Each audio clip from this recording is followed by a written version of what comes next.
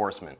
This is the direct result of an unbridled DC, a tax and spend agenda that has put in almost $3.8 trillion in additional spending. But while Washington tells us we need to tighten our belts and not spend so much, they'll pass an Inflation Reduction Act, so-called, that puts 87,000 new tax collectors out there coming after small businesses like ours. Look, the reality is small businesses are the ones that are most impacted by aggressive tax policies, not the big guys. Additionally, we have a situation where inflation has caused massive challenges to workforce and supply chain. If you're out in the field right now, you know it. You've been filling up that truck with diesel and you know it's almost $5 a gallon. But instead of being energy independent, we've made ourselves dependent on foreign powers like Russia and Venezuela that sell us dirty oil. We have the opportunity to be successful here in Iowa with things like biodiesel and year-round ethanol. But this administration has made that more difficult. Let's do what works in Iowa. Put money back in Iowans' pockets. Watch our economy, our hometowns, our families grow. When we are able to cut back on the size of the federal government, we'll see a much better success at local government, because that's truly where innovation works. And every single Iowan has the opportunity to be a part of the success, and that's what we'd like to see going to Washington day one. All right, thank you very much, Senator. And now we go to Congresswoman Cindy Axne. Thank you, Mike. You know, as a mom of two boys, certainly I understand the families, the pinch that they're feeling these days. You know, gas is more expensive, bread costs a little bit more, a gallon of milk costs more, meat's more expensive. So we're working to address those issues because I want to make sure that you put money in your pockets. And I do believe that what we're doing is working. We came out of COVID, just like the rest of the world did, with massive supply chain issues because we're reliant on so many other countries for the products that we need here. And so that left us in a bind. So what we need to do, folks, is invest in this country and reinvest in American workers again, which is what we've done. First thing, let's get things working again. My 7-point supply chain management agenda, which I've talked to you about before, Mike, which included the Ocean Shipping Reform Act, we got done. We started moving those goods out of port, even though they were being held up by those ocean ship carriers who were getting more money, hightailing it back to China to get more goods and bring them back here, leaving our goods stuck there. We lowered the price of gas, and you've seen it come down month after month here because we forced those fossil fuel companies to start producing at pre-COVID levels. They stopped producing because they put more money in their shareholders' pockets as opposed to putting money in yours. And then we got busy even further with the CHIPS and Science Act to start producing goods in this country again.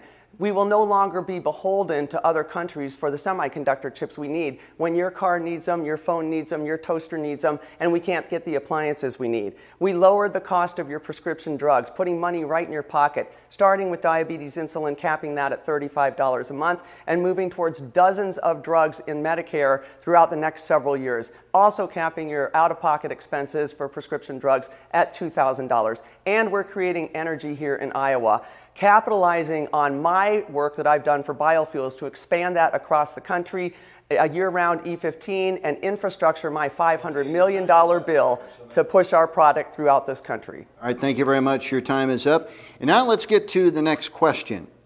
Farmers in KMA land are seeing increased input costs with fertilizer and fuel. What can be done to help control those costs and ensure farming remains profitable? Congresswoman Axne, you get to go in this first in this question. Thank you. Well, listen, as a fifth-generation Iowan who spent my summers on my grandparents' farm outside of Milo in Warren County, I'm acutely aware of the input costs for farmers and what we need to do to ensure that those are reasonable so that they can get a profit. I know our farmers work hard on a regular basis to make sure that they're not just feeding and fueling this world, but of course making sure that they can put some money in their pockets. This year, like many other products that we've seen where we're reliant on other countries to produce what we need, we have not had the supplies to produce the fertilizer in an effective way such that it could be cost effective. Well, I'm taking care of that. Along with the administration, we are actively have already started reducing the cost of fertilizer. The farmers are already seeing it, and we will continue to do that. It should be some of those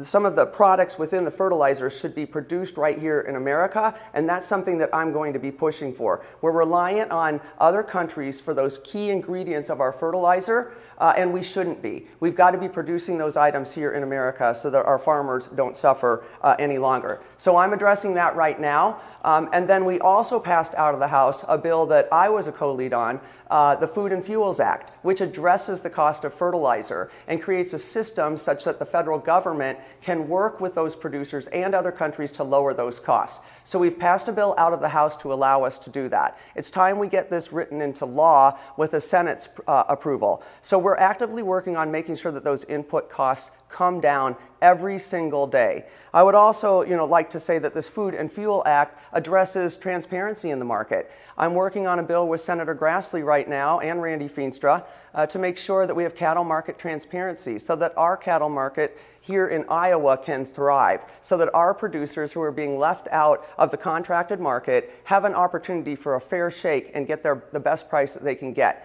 That's part of the Food and Fuels Act. I will continue to work on lowering the cost for our farmers and increasing their opportunity. Your time is up, Congresswoman, and now we go to Senator Axne. Thank you. Well, first off, I want to say thanks again to all the farmers that are out there. We were the only candidate endorsed by the Farm Bureau. So to the 160,000 farm members out there, we not only hear you, but we've been working hard for you. Here's the reality. Look, in Iowa, we have done the right thing. We know how expensive things have been, and so we have made sure that we have put caps out there. We've worked diligently to make sure that there are tax cuts for those of you who have made an investment in your farm. We have eliminated the tax on retirement income, and we've also gotten rid of the death tax so that we can have the opportunity to have a generational farm like our own, a century farm, be successful. Importantly, we also want to make sure that we get new farmers into this business because that's what sustains Iowa and our 87,000 successful small farms across our state. Look, I have to disagree with my opponent on this. They say that gas prices are coming down. Anybody who's gone to the gas station in the last 17 days has continued to see it ratchet up. And it's coming right at harvest season. A time where farmers don't get the opportunity to demand what prices because we're price takers, meaning that we have to accept what the market's delivering. When it comes specifically to fertilizer, this administration said 3 times that the Ukraine was going to fall and there was nothing the U.S. could do about it. Well, we here in Iowa sent helmets, sent body armor, and made sure the Ukrainians had what they needed to fight back. But what Russia did was go directly after the largest fertilizer plant in the country. They're intentionally trying to make things painful for us, and it is bad policy coming out of Washington, D.C. that's driving up fertilizer prices. In some cases, as I talked with Ray Gasser over in Adams County, as much as 325%. That has a direct impact, not just on how much you can plant and care for, but whether you decide to plant at all going forward. This is a dangerous situation. If we're truly going to be a country that not only can feed and fuel the world, we've got to be able to make sure that our farmers are successful going forward. And that means doing more domestically, both in energy, supply chain, and workforce through young farmer programs to keep us successful across the board. All right, thank you very much, Senator. And now our next question in this topic. The Biden administration recently canceled $10,000 in student loan debt for most borrowers and up to $20,000 for certain people. If this action survives a court challenge, do you think it will have a positive or negative effect on the economy? Senator Nunn, you could answer this question first. Thanks, Mike. First off, I think it's an illegal act by an executive order. There's a very clear responsibility in the Constitution under the first article that Congress should be allocating and holding debts accountable. But the president has gone forward, and my opponent has voted 100% of the time, more than AOC, an extreme progressive from New York area, to support this. Here's why I think it's dangerous, going forward or not in the court challenge. This puts everybody who has done it the right way at odds with their own government. This puts everybody who didn't go to college in the situation of paying somebody else's loan. And this creates a dangerous precedent for those who are currently in college trying to afford their way through. And look, I've got 5 daughters and a son. We think every day about our long-term savings, and this inflation has tanked it by over 22%. The reality here is there are great ways here in Iowa if you want to go to college. If you want to be a nurse, we'll pay for 4 years of college for you. But in return, you got to come to a great community like Cass Health up the street and be a nurse. If you'd like to be an educator and go into teaching, we'll pay for your education degree and help you pay that back in addition to the local area. But we ask that you come and stay in Iowa and work at one of our rural schools. The federal government's gone the complete opposite way. They've been handing out $20,000 checks, $10,000 checks to people, some who didn't even graduate, and asking you and me to pay for it. That's inherently unfair, particularly for the schools and jobs that we need most. And these are our trade schools. Imagine what just a starting wage would help with for an electrician to get his first tool set, or a carpenter to get their first duty truck. These are the type of incentive programs that we've worked on here in Iowa, and I feel very proud of, because those are the jobs that we need. We're not handing out tens of thousands of dollars and driving up inflation to the tune of $1 trillion, because all the money they said they were going to save during the Inflation Reduction Act, they spent a week later in handing out loans liquidation to many people who didn't even need it, making $100,000. That's harmful to working class Iowans, and that's not something we'll be doing going forward. Thank you, Senator. Congresswoman Axne. Yes, thank you, Mike. Just to make perfectly clear, since my opponent over here brought up what he said I voted for with Biden, first and foremost, the president doesn't vote. Secondly, this was the president's agenda, had nothing to do with Congress. Anybody knows that. Everybody knows that. He's trying to make up a narrative there that combines it, and it doesn't. Just to be clear, folks, this was President Biden. Congress didn't take a vote. He knows that, but he's trying to blend that. So here's the situation.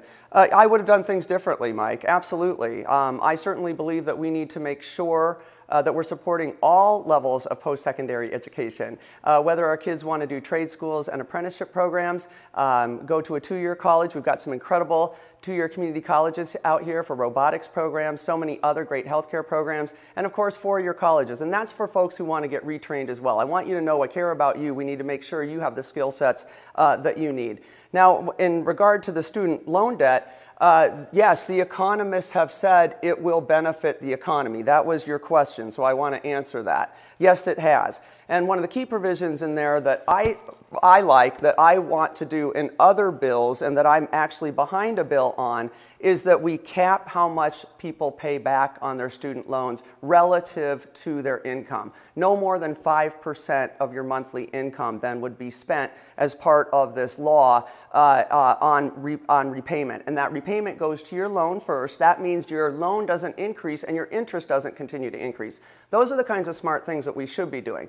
I wouldn't have done what the president done. I would have looked at it differently. That provision within there, though, I think is smart because it will put money in people's pockets. And it's a bill that I'm going to move forward on expanding, which is a bill to cap federally backed loans at 1% interest rate, and then cap that loan repayment at 5%, and only on loan repayments is what you get first as opposed to interest. We got to fix this problem, and it's a good way to get it done. Okay, time is up. Senator Nunn, do you want a 30-second rebuttal on that? Yeah, thank you for the opportunity. Look, here's the reality. My opponent has looked at forgiving loans. She's voted on that. The administration made an executive order. There was no pushback against the administration whatsoever. And the worst part is that not only are we all paying for this, but we're driving up the cost of college for future students.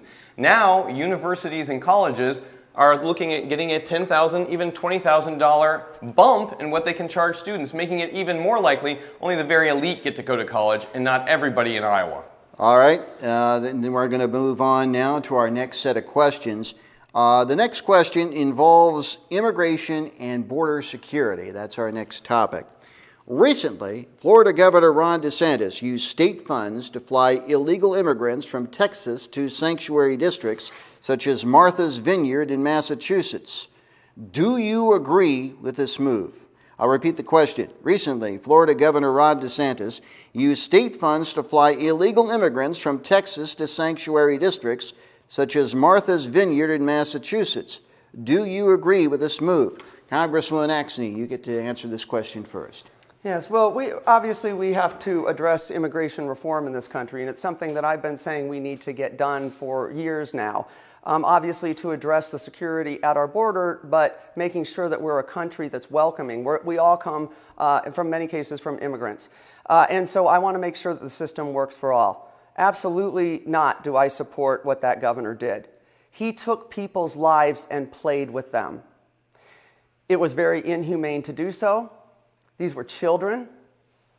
They did not know what was happening.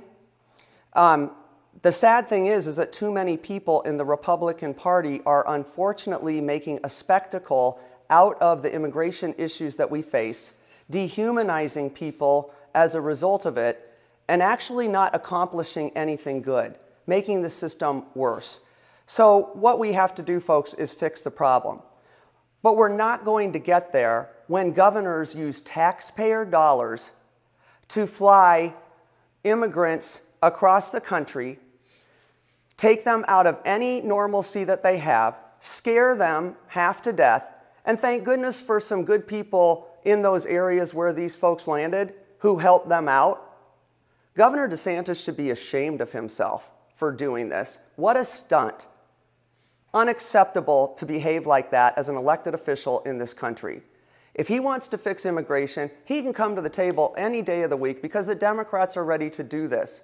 I have been since I started running for this seat in 2017.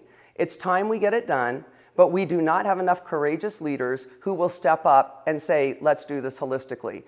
I listened to Iowa soybean come in, corn, all of our farmers, healthcare providers here in Iowa, they come into my office in DC, they say we need workers and we need immigration reform. And I couldn't agree with them more. I say, talk to your Republican senators. They've been the ones that are stopping it. All right, Senator Nunn. Look, this is both a national security and a humanitarian crisis, and Washington is doing absolutely nothing about it. You want to talk about 50 individuals being sent to Martha's Vineyard? They call it 175 National Guard members, and then 3 days later, deported them out of that area. But where was the outrage when 53 migrants died in the back of a tractor trailer because they were left in the sun after the drivers were recruited as American teenagers who weren't prosecuted under Texas law on I-35 bound to places like Iowa? Look, I've been to the border. I've done operational missions with the National Guard on the border. My opponent has not. And they can talk about what they want to do, but they've done nothing. Here in Iowa, we led the passage of the ability to check legal immigrants coming in and make sure that we had a migrant force coming in. Now, if we were to look at the southern border right now, you would see in the time since my opponent and Biden have been elected, 4 million illegals have entered this country, and they've been put in an impossible situation where they can't work, they can't care for their family, and they are indebted not to the United States, but to a cartel which holds them hostage and their families back home. We spoke with a woman who had a 9-year-old who had been raped repeatedly because she was being used by coyotes to get people across the border because she had a small child to get military-age men across. Look, the reality is when I went down there, I rode with Customs and Border Patrol. I saw people who wanted to come to this country desperately, and they waited in line for some cases a decade and had received no help, and so came here illegally because it was the only chance they had. Worst of all, fentanyl, a Chinese-produced drug, is now coming to the United States, and it's the #1 killer of our children between the ages of 18 and 34. When I was there, a backpack was found, and in there 2 pounds of fentanyl were discovered. That's enough to kill 500,000 people, or to put it into another perspective, the entire city of Des Moines. These are weapons of mass destruction. Our leadership in D.C. has a responsibility to fix this, and they've ignored it repeatedly. All right, Senator Nunn, as Congresswoman, you get a 30-second rebuttal, and then we'll move on.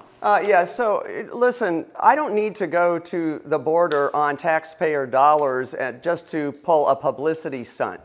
I work on this issue with my colleagues in Washington on a regular basis. I'm going to talk with the folks that actually represent those areas, and it's not, and also look holistically at this issue.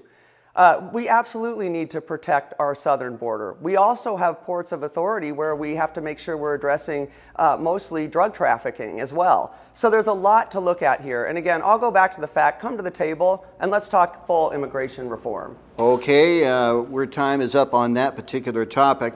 Our next question stays within the realm of immigration. The next question is, if elected, in Zach Nunn's case, or re-elected with a congresswoman, what concrete step would you like to see Congress take on immigration policy? Senator Nunn, you get to answer this question first. Thanks, Mike. I think this is a really important issue. I went to the border on my own dime, and at least I went to the border because it was important, and here's why.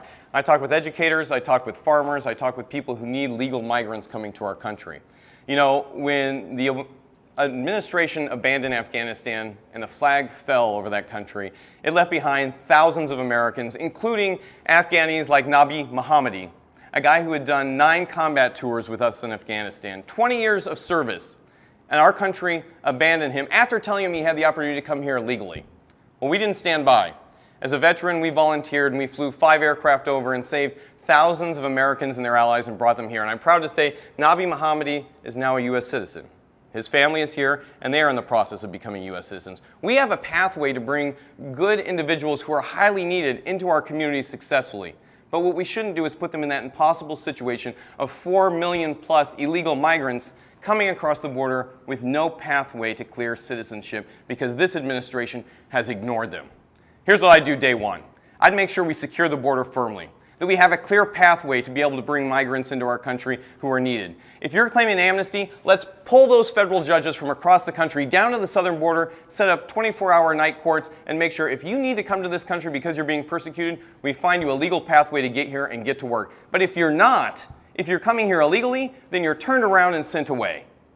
Look, this is not only a national security issue, this is the humanitarian crisis, and that's why I've been so proud to lead the Combat Human Trafficking Center here in Iowa. Far too often, people are being exploited, both for labor but for sex trade. And here in Iowa, we've worked diligently with our law enforcement and frontline communities to be able to help these individuals be saved, often from a life of crime and servitude. Not paying here in the United States, but deep into cartels that span the world.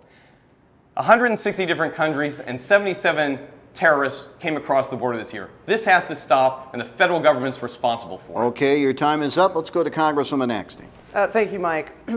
As I've mentioned, we need to make sure that there's full immigration reform. That's looking at this holistically. We need to make sure that those folks who've grown up here, those dreamers that see nothing but Iowa as their community, have an opportunity to become citizens. We also need to make sure that undocumented immigrants who are playing by the rules have a pathway to citizenship. Our country has been founded on immigrants. Our country is founded on new opportunity and hope that these people bring here. Opportunities for new businesses on Main Street, helping with our farm production, healthcare providers, all those folks looking for a better opportunity where they can benefit us right here in our own backyard. Let's make sure that we get that process together and move these folks into citizenship through a pathway that allows those who are playing by the rules without a criminal background to become citizens. We also need to make sure that we support the border more with more funding for legal services there to move people through the system more quickly and effectively and efficiently. Support our border security, ensure that they've got the funding to protect our borders. I've voted for multiple bills that included border security, included drones, fencing, walls in some areas, and we've also I increased and voted for funding for our Customs Enforcement Bureau, as well as the legal folks who are taking care of all the issues as people come in, and our Border Patrol. I have voted twice to fund this. So any misconception that I don't support border security is completely wrong. I actually have a record of supporting it and making sure that we protect this country.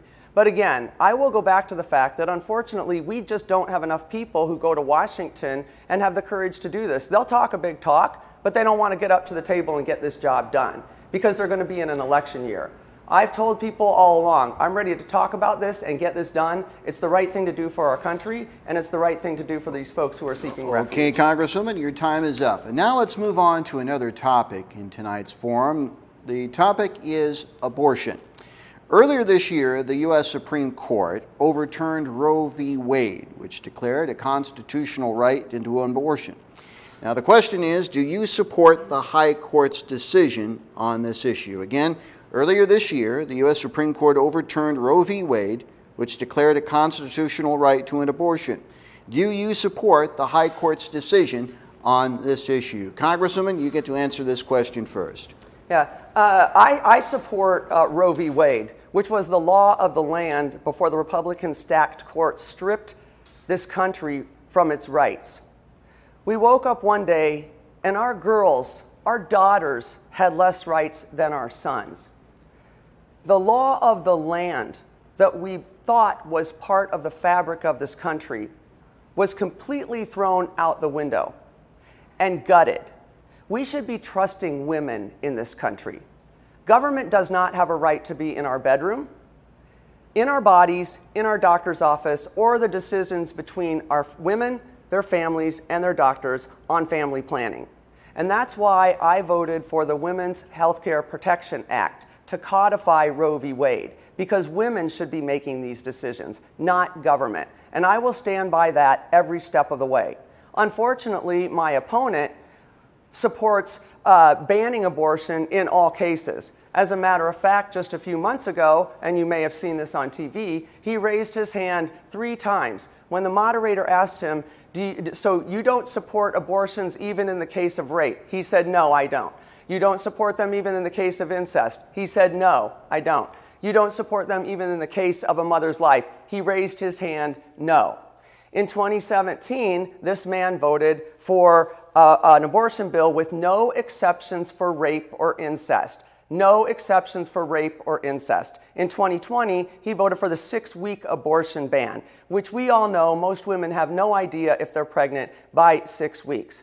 We do not need men or government telling women what to do with their bodies. We do not need them telling us how we are to address our health care issues. And as a matter of fact, if I'm going to trust anyone on this issue, I will always trust women. And under my leadership, I will work to codify Roe v. Wade so that this right is protected once again. Congresswoman, your time is up, and now we go to Senator Zach Nunn. Thanks, Mike. Look, the question was, do you support the Supreme Court or do you respect the Supreme Court's decision? I think, first of all, we have to recognize it's a separate branch of power, and its decisions, while we may not agree with them, do become the law of the land. And Congress, if it chooses to act, or the states choose to act, it has the ability to do it. In this case, they gave it back to the states, and I think that's where it begins with this conversation. So let's be very candid here. I've repeatedly answered this question while my opponent has never stated her true position. We believe that good people can have legitimate conversations on abortion and the health of the mother. I've always been in favor of the health of the mother and the health of the child, and that's what we have voted on consistently. We have voted for exceptions for the health of the mother, and in those extremely limited cases of rape and incest. But we've done more than just have this conversation. We have built a compendium of support for health care for women in Iowa. We've made sure that we have more telemedicine than ever before. We've voted to ensure that we can have over-the-counter contraception for women. And when mother and baby are together, we make sure that the health of both are successful going forward. And we have passed the Moms Act, an ability that once baby comes forward, they have the opportunity to be successful and set up. And in those rare situations where a mother feels that they can no longer care for their baby, we here in Iowa made sure that they have amnesty to be able to deliver that baby to one of the many families that want to foster, not unlike our own. We've also made it clear that adoptive services need to be a priority. Now, unfortunately, my opponent and folks in D.C. have lied to you. First of all, that 2017 bill that was mentioned, I was actually in the minority and voted against it, and yet it's completely wrong to continue to repeat a known falsehood, because this is unfortunately one of the only things that the Democrats in D.C. are trying to run on. They won't talk about inflation, they won't talk about how to fix it, they won't even state clearly where they are. Here in Iowa, we have a good voting record on this. We need to make sure that not only do we respect all 3 branches of government, but we make sure we respect Iowans by giving them the opportunity to have a voice, not federalize this issue. Okay, Senator, your time is up. Congresswoman, you get a 30-second rebuttal, and then we're moving on. Yes, now, yes. I didn't mention her name, so I don't know why we're going back on this. You mentioned me. As an opponent. Yeah, you did say the opponent, so go ahead, Congresswoman. Thank you, Mike. Let's be perfectly clear. This man was on TV, asked by a reporter 3 times if he was supportive of an abortion even in the case of rape. He said no. Even in the case of incest, he said no. Even in the case of a mother's life, he said no. And he has been in support of the bills that have taken this right away from women. All right, it will happen. I would like to respond, Mike. She lied. All right, 3 you times get 30 right there. seconds, and Thank that's you. it, and then we're moving on. First of all, I never said any of those things, and you can watch the videotape and the debate in its entirety, and you see that I actually stopped the conversation so that we could have a fulsome conversation, not make this what Democrats want, a binary conversation. Finally, she lied about our 2017 vote because she is trying to paint all Republicans in a false light. Look, this is an important conversation, and we shouldn't be playing politics with it. Let's have honest conversations with Iowans about what's in their best interest and our state's best interest. The courts gave that to us. let's take that forward. All right, and once again, I remind you to try to stick to the form because we still have a lot of territory we have to cover in the next 28 minutes or so. We're going to stay with the abortion issue for one more question, and our next question is, U.S. Senator Lindsey Graham recently introduced a bill that would institute a nationwide ban on abortion. Now, is this something you support, or do you believe abortion restrictions should be left up to the individual states? Senator Nunn, you get to answer this question first. Thanks, Mike. So, as I just highlighted, I think this is very important to be left to the states. That's what Dobbs done. We here in Iowa have led on a number of good bills, and I would stand up to anyone, whether they're Democrat or Republican, if they try and federalize this as my opponent's done. All right. Congresswoman Axne. No, I do not support a nationwide ban on abortion. I support the exact opposite, that women get to make the choice for their health care in this country. I'm in this job right now and able to represent this great state of ours because I was able to plan my life. I was able to, along with my husband, determine our family's growth. And I'm very proud that I was able to have that opportunity to do that. Today, girls are no longer allowed that opportunity, and that's why government should not be involved in this decision.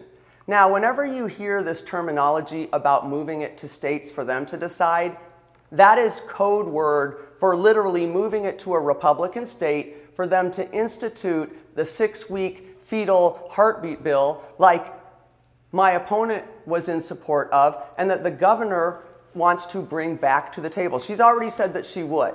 She won't do it now before the election because she knows that Americans and Iowans don't want this, and she could lose the election. And so what we have here is a situation where we have the most extreme positions on abortion coming from the Republican Party. Whether it is Lindsey Graham, whether it is the bill that's on the floor with over 178 Republicans in the House, that would literally create a bill that is a bill upon conception. This is where they want to go, folks. Don't believe what you're hearing. It's real easy for them to say words that make it sound like they support opportunities for women. Make it very clear to you that Republicans in the state and in the federal government are ready and poised to pass abortion bills that will ban abortion for women all across this district, all across the state, with no exceptions. You can see this in all the information that's out there. They're lying about it, and it's a dangerous place for this country to be, especially if you're a woman. Congresswoman, your time is up. Senator Nunn, you want a 30-second rebuttal? Yes, thank you very much, Mike. As you can see, the only person lying here tonight has done it repeatedly. Let's be very clear. I have an amazing wife. I would never put her in a situation where her life would be in danger. I have 5 incredible daughters, and it's going to be important for them to be able to take care of themselves. That's why we've passed so many bills here in Iowa to make sure their health care is provided for. Now, here's the difference. The only group that post-Dobbs has actually voted on this has been D.C. Democrats. D.C. Democrats want a taxpayer-funded abortion on demand until the birth of the child. Even in those situations where that child might survive, they would still allow for it to be All right, killed. Senator, your time is up. Congresswoman, you get a 30-second rebuttal, and then we are moving on. Yes, I have voted twice to pass the Women's Reproductive Health Care Act. So Women's Health Care Protection Act, folks. That is a vote to codify Roe v. Wade. What we want to do is take this country to where we were. The law of the land gave women the opportunity to make their choice. That's what we need to do, codify Roe v. Wade, and make sure that women in this country, once again, have opportunity like men. All right, thank you very much. Now we're going to move on to another topic, and this topic has to do with energy policy, including some issues that have some local importance to folks here in KMA land. Our first question is, one of the hottest issues right now in KMA land involves proposed wind turbine projects, including Invenergy's proposed Shenandoah Hills wind farm that would straddle the Fremont and Page County line. Now the question is, do you support wind turbine projects as part of the U.S. energy strategy? Again, do you support wind turbine projects as part of the U.S. energy strategy? Congresswoman Axne, you get to answer this question first. Yeah, well, we absolutely need to be producing energy here in this country and become a lot less reliant on other countries for the energy that we need. We absolutely are leaders here in Iowa, and as a matter of fact, I had the opportunity to lead the Energy and Environment Plan at the state of Iowa, helping to make Iowa #2 in wind energy production. So I'm very proud of what our state has done to move us towards energy independence. And of course, with that wind production, we're going to get real close to producing, over 50% of our energy here with wind, and adding solar to that will take us even higher. We've got huge opportunity here in Iowa to not just benefit from wind and solar, but to also make money from it. Now, I do understand the point of these folks who say it disrupts their lives and they're concerned about it for their communities. We absolutely should be working with communities on how we can address those issues. I want to make sure that we have every opportunity here in Iowa to expand our growth in this sector, sell it outside of our state, use as much as we possibly can here to lower costs for individuals and for businesses, but then to also make profitability off it.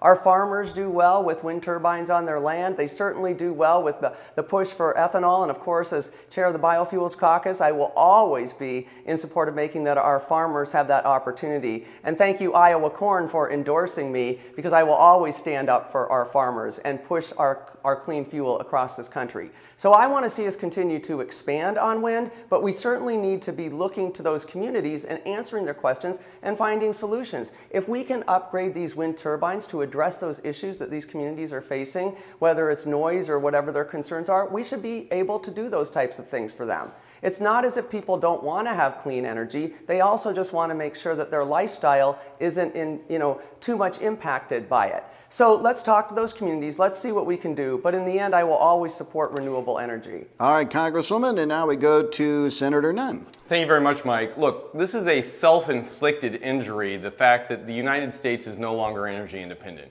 And sadly, it's come about over the last 22 months since Biden's been elected.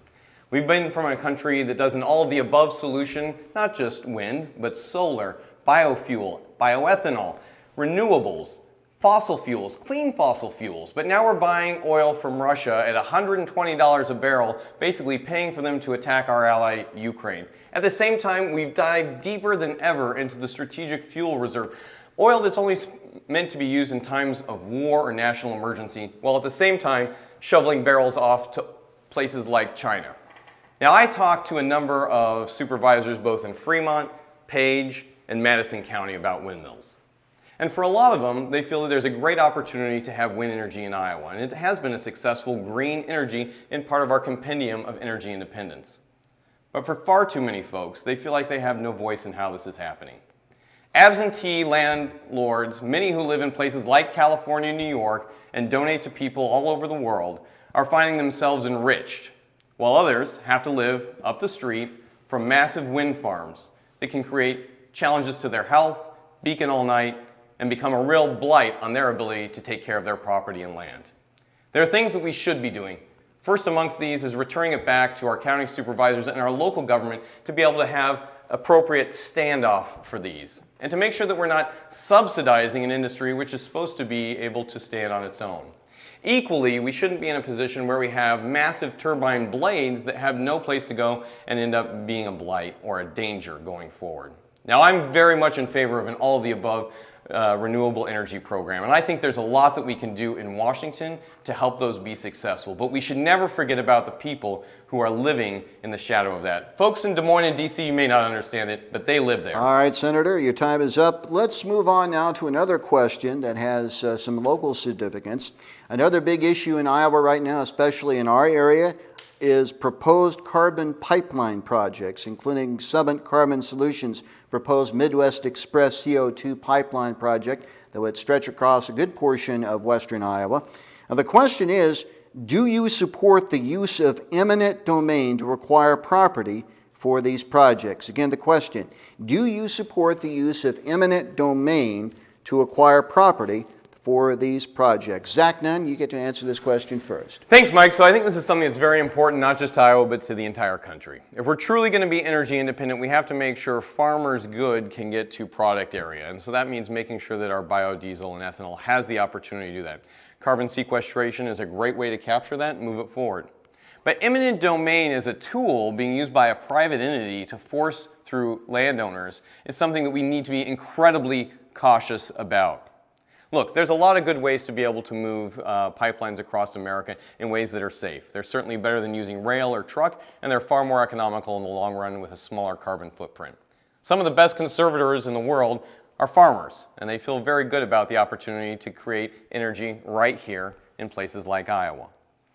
We have a lot of options here, and for far too many, the private sector has tried to cut across people's land, spending very little time offering fair market value. So here's what I would suggest. Always, if there's the opportunity for a right-of-way, meaning an area that's owned by the state or the federal government, those should be the first priorities. Second, there needs to be transparency in pricing so that one farmer and another farmer are not pitted off against each other in a bidding war. This should be clean from the beginning. And then third, we need to make sure that we have the ability to move our precious commodities to the places where they can be processed, as well as be able to get them to ports in a safe, reliable fashion going forward. And the landowner, in those very rare circumstances where we need to find a way to get through, is fully compensated. This is why eminent domain has been an issue that we've worked on in the State House, and we've worked diligently with both the producer, the provider, and the landowner to be successful. And in almost every case that we've worked, we've been able to find a good common ground working with our local officials in the process. Unfortunately, the federal government has taken a very different tact on this. They've been rough on their mandates or shut it down completely in a complete reversal, making it much harder for us to not only be energy independent, but to continue to become more dependent on foreign sources of fuel for our country going forward. All right, Senator, thank you very much. Congresswoman Axne. Yeah, Mike, no, I don't support use of eminent domain for this project. Eminent domain should be used for public good. I don't think that this project rises to the level of that. Certainly our farmers' land should be used to produce the food and fuel that's so necessary for this country and for this world. I want to make sure that if we're cutting through their land, we're taking any of their property, if anybody's going after that, that there's going to be, something positive coming out about this. But for these private investors, they seem to be getting all the money, and our farmers and other landowners are going to be at the short end of the stick. I don't think this is a good use of eminent domain because it doesn't do enough for the public. Further, the carbon capturing with it is negligible. At the same time, it could cause damage to our soil, wreaking havoc on nutrients, certainly causing some opportunities for safety issues as well. So I'd like to see us look to other opportunities for capturing carbon and other ways where we can reduce our greenhouse gas emissions. Things that we're working on like right now, as a matter of fact. As again, I will point out that I was able to expand E15 year-round, working with the administration and the president on that to make sure that our farmers could get more money in their pocket. My $500 million infrastructure build-out across this country for tanks and all of the things that are needed within those gas stations to improve and sell more ethanol, that made it into the Inflation Reduction Act. The Inflation Reduction Act that unfortunately was literally voted down by the Republicans because they didn't think that we needed to lower the cost of prescription drugs for our elderly folks here in Iowa. They didn't think that we needed to invest in climate issues and growing clean energy here in this country. And apparently they didn't think that we needed to invest in making sure that we put more money back in people's pockets through tax provisions that help the middle class. Okay, Congresswoman, sure your time is up. Your time is up, and while we're a little short of time right now, I want to jump into one question regarding another topic. The topic is Ukraine. Earlier, Russian President Vladimir Putin recently indicated he would consider using nuclear weapons in the war against Ukraine. The question is, should the United States consider bolstering its nuclear weapon arsenal as a result? Congresswoman, you get to answer this question, and we'll try to stick to the 2-minute time limit because we're running out of time. Thank you, Mike. I've had the privilege of listening to the First Lady of Ukraine deliver her statement to Congress. The stories of the children, the families, lives that were lost, communities destroyed, are almost unbearable to hear. But she's traveling this country and talking to members of Congress and the president and other allies around the world to make sure that we can do whatever we can do to support them. I want to make sure that we help protect those folks in Ukraine. The sanctions that we put in place are working. They're moving forward every single day with greater opportunity for Ukraine to hold out and win. And I will continue to make sure that we support those endeavors in any way possible. So for me, it's important that we look at this from the perspective of protecting those lives in Ukraine. Now, you talked about nuclear weapons. I don't believe in the use of nuclear weapons. I don't believe that Russia should even be thinking about dropping nuclear weapons. What we need to be doing here as a country then is working with our allies to prevent this from ever coming to fruition. I'm not real keen on America continuing to build up its nuclear stockpile such that we can be ready to combat Russia. I think I'd have to have a little bit more information on that, Mike, based on the question that you asked me, to see what the right solution would be. Right now, I know the solution is to make sure that the folks in Ukraine have the support, the funding, the military equipment, and the sanctions in place that are keeping them moving forward against the aggression of Russia. And we've got to do everything we can to help them with that. All right, thank you very much, Congresswoman. State Senator Zach Nunn. Thank you very much, Mike. You know, this is a pressing national security issue, not just for the Ukrainians, but for what's happening here in Iowa. When we look at, again, that fertilizer, it's a direct result of Russian aggression and invasion of a sovereign country. Unfortunately, the Biden administration knows this all too well, because when they were vice president, they allowed Russia to take Crimea, a strategic port, as well as expand into the eastern area of Ukraine. Now, as a military member, I've flown direct flights off the coast. I know exactly that MiG-29s coming at you don't respond to people who back down. And unfortunately, this administration, all the way 6 months ago, was prepared to sacrifice Ukraine over to the Russian juggernaut. Now, I've been in Ukraine. I was actually there as an election monitor. And I've seen grandmothers walk across landmine fields to be able to go and vote. And I knew at that time the Ukrainians not only were a hardy people, but a proud and independent people. And they have suffered intolerably.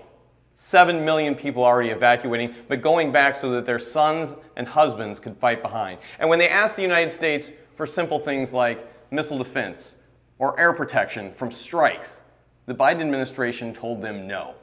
But they could buy into long-term contracts with the Department of Defense so that maybe in 6 months or 6 years, they'd be resupplied. Unfortunately, the sanctions that the Biden administration put forward to deter things like a nuclear Russia have only been on oligarchs, and we've offered no off-ramp for the good Russians who want to come forward because we've sanctioned them all. The reality is, if you don't stand up to countries like Russia, you embolden places like Xi Jinping in Beijing, or the Ayatollah, as we're seeing in Tehran right now, when Iranian women are asking for American help and the Biden administration does nothing. Look, nuclear deterrence is peace through strength, but it should never come down to this, and it should never have gotten to this point. Overall, the U.S. military needs dramatic opportunities for reinvestment, not cuts. All right, Senator, thank you very much. And now we have reached the end of our questioning on tonight's forum, and we have time for 2-minute closing statements from each candidate. Congresswoman Cindy Axne, you go first. Thank you, Mike. Thank you, all of you here at KMA, and thank you, everybody, for tuning in tonight. Very much appreciate you being a part of our democracy. It's a fragile thing, our democracy, something that we constantly have to stand up for. It's not just given to us.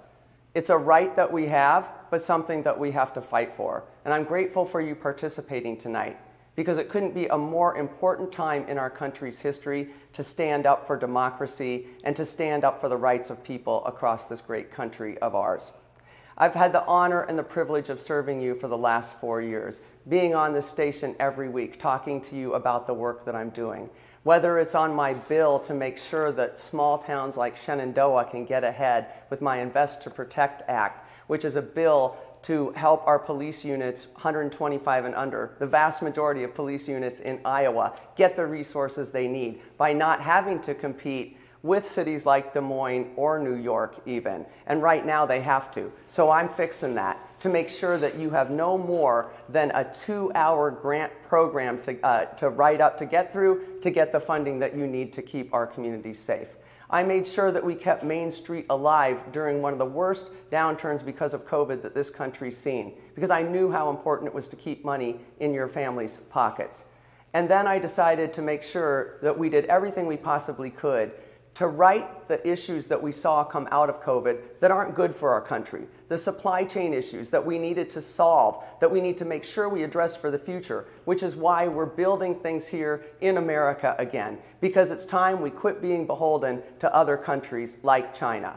And I'm there to make sure that we keep money in your pockets and keep your family safe by lowering your health care costs, lowering those out-of-pocket prescription drug costs for the first time, being able to negotiate those. And I will be here for you. I humbly ask for your vote. I will always be there for you and your family. All right, thank you very much, Congresswoman. And now State Senator Zach Nunn, your closing statement. Thank you, Mike, and KMA listening audience.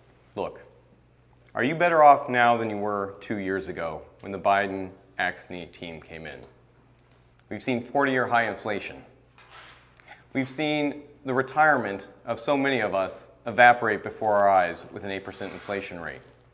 We've been forced to be able to ask our government permission to be able to get our kids back in school while the federal government forces mandate after mandate upon us. In fact, my opponent even calling people who question this Christian crazies who hide behind God, the cross, or whatever. It's insulting. Iowans know the opportunities that they have, and they've taken them by the horns. Because we've been able to cut taxes for Iowans by billions of dollars, while the federal government has raised it by trillions. A 15% tax on small businesses, 87,000 new tax collectors coming into our communities. This isn't how you grow an economy. This isn't how you succeed. You trust Iowans and their innovative spirit. As we looked at federal shutdowns, Iowa was one of the first states to open up. Our reserves are full. We are successful going forward, and when we get that money, we give it back to Iowans. And as a result, our economy was one of the best to recover. This is the type of fiscal discipline and reward that Washington could benefit from. Look, I've been honored to be able to serve both Democrats, Republicans, and independents. Your family, like my family, has been hurting these past 2 years. But we can make a difference. We can stand up to a tax and spend Washington that's hurting communities across Iowa. I've been privileged to be part of this community for my entire life. I've fought for you, Iowa, on the battlefield on multiple tours. I've served for you the last 8 years in the State House, both in a Democrat-lean district, but by delivering, because it's not just about winning on Election Day, but delivering once you get into office. I've been humbled to be named the most bipartisan legislator at the State House by both Democrats and Republicans with the Hoover Award. I'm asking for the privilege of serving you in Washington. Thank you. All right, thank you very much, Senator Nunn. And that concludes tonight's 3rd Congressional District Candidates Forum here on KMA. I would like to thank each of the candidates for participating tonight, as well as your respective campaigns. You folks have been great to work with. Didn't have to use or channel my dad's Marine Corps voice too much tonight. So thank you very much. And also, my big thanks goes out to Ryan Matheny, our producer and timekeeper, KMA engineer Mark Brockmeyer for his technical assistance, and boy, did we need it tonight, our board engineer Trevor Mader, and of course, cameraman Ethan Hewitt. And we would like to thank you for listening and watching tonight, and hope you enjoyed and found this event informative. And we'd like to remind you that you'll be hearing from both candidates again, as well as others in the coming weeks in our Meet the Candidates interviews on KMA's Morning Line program. That's heard Monday through Friday morning at 7:35, so we're not through with either of you yet. Fair warning. And join us to find out who wins this race and others on Tuesday night, November 8th for Election Night in KMA Land. And don't forget to vote either in person at the polls or via absentee ballot. This is a very important election coming up on November 8th. So for all of us here on KMA News, I'm Mike Peterson. Thanks for watching or for listening tonight. So long, my friend.